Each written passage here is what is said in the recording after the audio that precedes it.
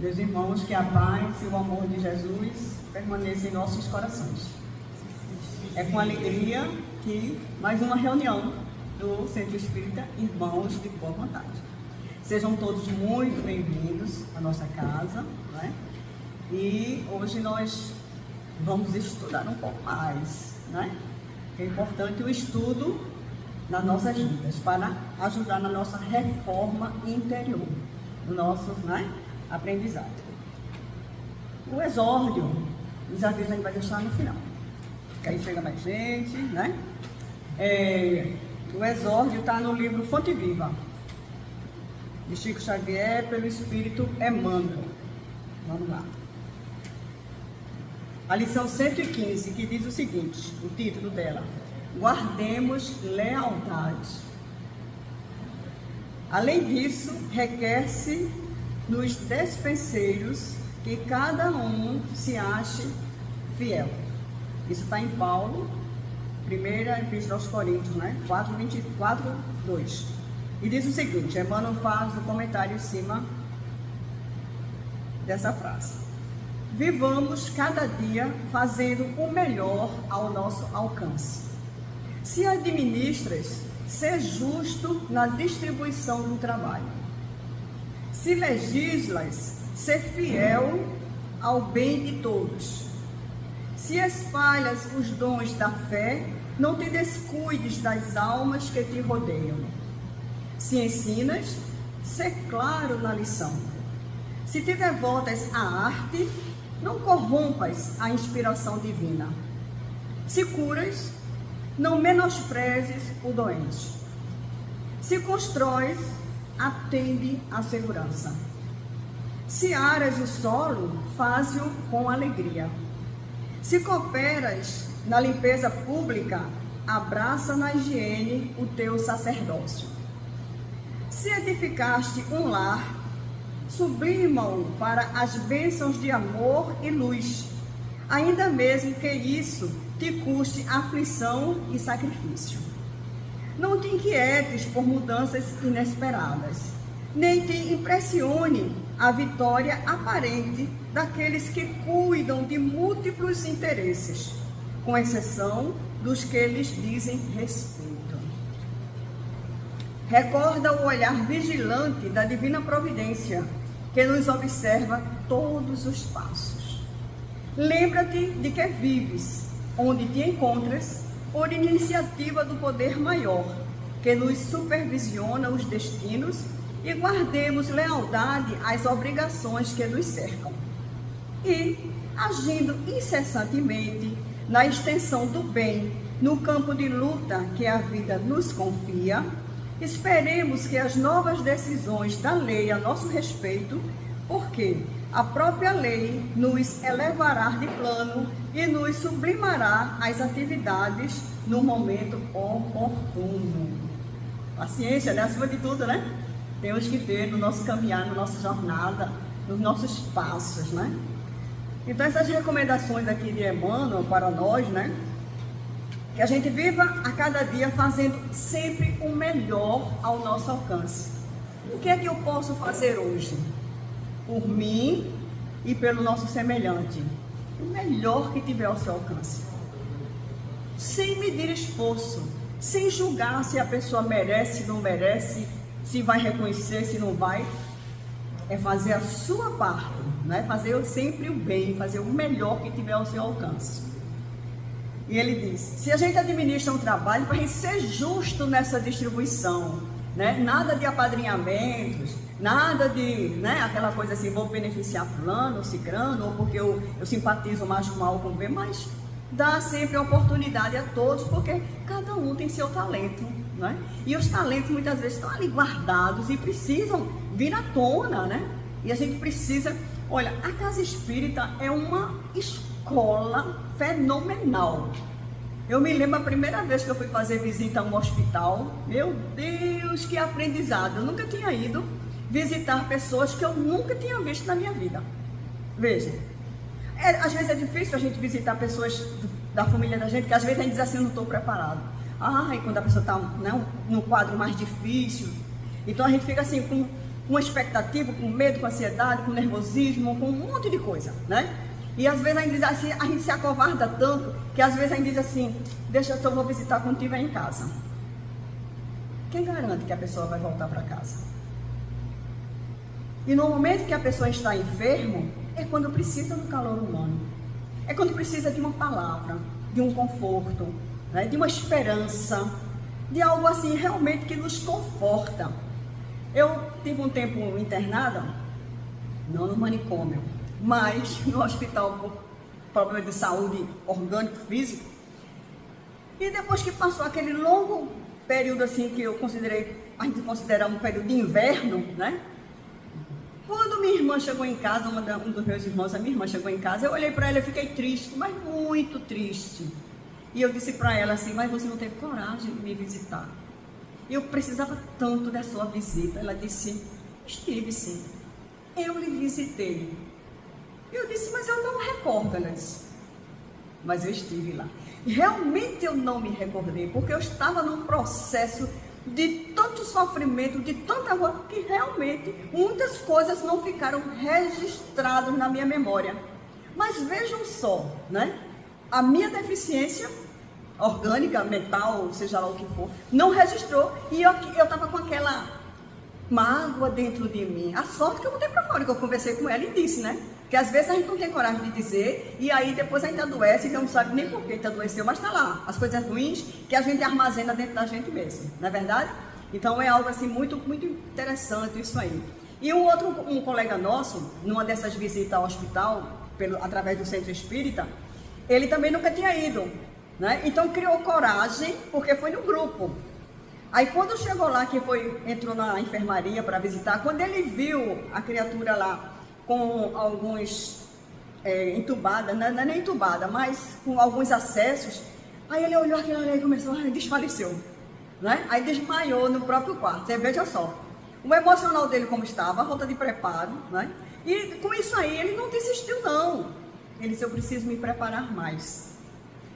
E foi trabalhar o emocional dele, foi trabalhar essas emoções que a gente não está acostumado aí. Como muitas vezes a gente se destina a ir a um hospital e diz assim, eu vou levar um pouco de força. E às vezes é a gente que está precisando dessa força, dessa ajuda dentro da gente, né? Porque quando a gente dá, a gente recebe. E recebe muito, não é pouco não, recebe muito. Quem teve a oportunidade de fazer visitas no Hospital da Miroeira, ali é um local de muito aprendizado para a gente, mas muito aprendizado mesmo. E algumas lições ficam guardadas dentro da gente para todo sempre, né? Lições de vida, né? Aí a gente fazia essa visita dia de sábado, de manhã, uma vez no mês, a gente ia lá. Aí a gente entrou na enfermaria e conversando com os enfermos ali, conversando com o senhor, ele disse, eu perguntei o que é que o senhor mais desejaria, assim, que iria trazer muita felicidade para o senhor. Ele disse assim, eu gostaria muito de um dia comemorar meu aniversário, porque nunca festejei um aniversário. Gente, fala nisso, para a semana é meu aniversário. Aí, e eu festejo, eu adoro comemorar, não passa em branco não, né? Comemoro, com o recurso que a gente dispõe no momento. E nisso, ele disse isso. Quando ele disse isso, aí a gente um olhou para o outro assim e disse, quando é seu aniversário? Eu disse, vamos se programar para fazer o aniversário dele, e a gente compra um bolinho na padaria, compra um pãozinho, um refrigerante, uma coisa assim, ver o que é que eles podem comer, e a gente leva. E aí eu perguntei para ele, o senhor gostaria de ganhar o que de presente? Aí ele disse, meu sonho é ter um radinho de pilha. Mas eu queria ter um radinho daquele que não só funcionasse a pilha, mas funcionasse a energia também. Para poder, quando eu saísse da enfermaria, que eu fosse um pouquinho lá fora, eu pudesse levar o meu radinho e aqui economizaria a pilha e ligaria na tomada. Eu disse, joia, né? Não falei nada. Aí a gente foi pesquisar e aí aquela coisa, a gente dá o melhor de si ao próximo, né? Levar aquela alegria, uma satisfação. O senhor já é bastante idoso, nunca comemorou um aniversário, né? E nisso, a gente conseguiu comprar um radinho para ele. Conseguiu. Quando a gente levou o bolinho, tudinho, que foi cantar o parabéns, aí ele disse, antes que vocês cantem parabéns, eu gostaria de fazer um pedido. Eu disse, pois não. Ele disse, vocês poderiam chamar os meus amigos das outras enfermarias? Olha que lição. A gente não pensou nisso. Porque ninguém é feliz sozinho. Veja, naquele momento era o primeiro aniversário dele. E ele lembrou dos outros pacientes, dos outros doentes ali. Veja que lição para a gente de fraternidade, de amor, de consideração pelo próximo. Aí a gente olhou assim para o outro e disse assim, a gente não veio preparado para isso. Mas, fazer a vontade dele, vamos chamar. Aqueles que tinham condições de andar, chegaram até a gente, né? Eram poucos. E aqueles que não tiveram condições, a gente foi até lá e levou uma pontinha do bolo, né? Uma coisinha que a gente fez aquela divisão assim, bem maravilhosa mesmo. E foi a maior felicidade dele naquele momento de conseguir cantar o parabéns. Ele não estava preocupado com o bolo, com coisa, era cantar o parabéns, era festejar, comemorar com os amigos dele. Que lição, que coisa tão singela, tão simples que a gente pode fazer. Agora a gente só faz isso quando a gente se envolve com o trabalho. Não é a gente somente ir, não. É a gente conversar, ver das necessidades, é fazer uma prece, é ler uma mensagem. Eu não sabia fazer uma prece, gente. E eu dizia, e aí, seu Carlos, o que é que eu faço? Ele disse, minha irmã, só observe. Só olha. Aí ele, da outra vez, ele lê essa mensagem e foi me preparando para aquele trabalho, né? E nisso, somos nós, a oportunidade foi dada de tarefa. Como também nós conhecemos uma outra senhora lá, e a gente chegou, essa época era a época pertinho do Natal, no mês de dezembro, e a gente foi na enfermaria feminina, que é separado, né? Masculino e feminina, a gente foi na feminina, e conhecemos essa senhora, que ela é uma jovem senhora, que ela tinha sido operada, amputou as 2 pernas dela, estava amputada as 2 pernas. E ela disse que não era daqui, ela era do interior, veio para tratamento e estava interna já há um pouquinho de tempo e fez essa cirurgia. E o marido dela tinha ficado lá e o único filho dela veio e estava numa instituição infantil, porque ela não podia tomar conta dele. E ela disse, meu maior presente de Natal seria poder ouvir a voz do meu filho. A gente morava na Várzea na época, né? Participava do SELEC, que é o Centro Espírita Luz, Esperança e Caridade, que é da Várzea. E eu perguntei para essa senhora, seu filho está internado aonde? Aí ela disse, eu me lembro do nome dele agora, Wagner. E ela disse, ele está no Instituto Guararapes. Gente, a gente estava na Miroeira. Vocês sabem onde fica, que hoje não existe mais, o Instituto Guararapes? Na Várzea. Gente, é acaso? Não existe acaso, não existe. E a gente olhou um para o outro assim, rapaz, o dedinho de Deus, né? E a gente, vamos aproximar essa família. Aí foi lá no Instituto Guararapes, falamos com a direção, tudinho, localizamos o Wagner. Olha, gente, faz um pouquinho de tempo, tá? Era o tempo de orelhão e com ficha. A gente comprou as fichinhas para ela.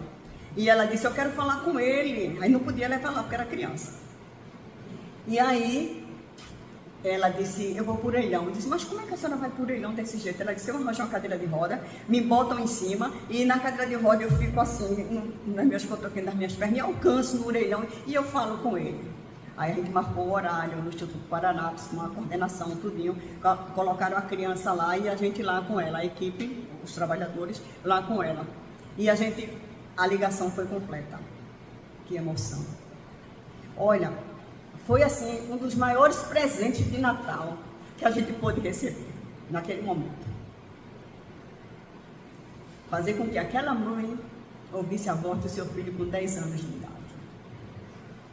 Não tem presente maior do mundo, não tem felicidade maior no mundo do que essas pequenas alegrias que a gente pode proporcionar aos nossos irmãos, aos nossos amigos de jornada, né?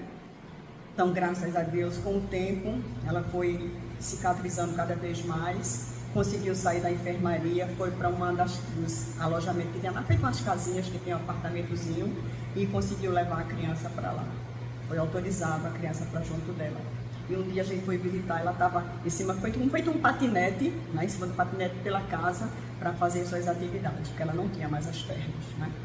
Então, assim, a gente viu a felicidade dela de estar agora em família, mesmo naquele ambiente, com tanta limitação, mas ela estava feliz. Por quê? Porque ela tinha muito amor dentro de si. Ela em momento nenhum pensou em desistir da vida, muito pelo contrário. Ela lutava pela vida porque ela queria cuidar do seu filho. E depois nós tivemos notícia de que ela recebeu alta e voltou para o interior e levou o filho com ela.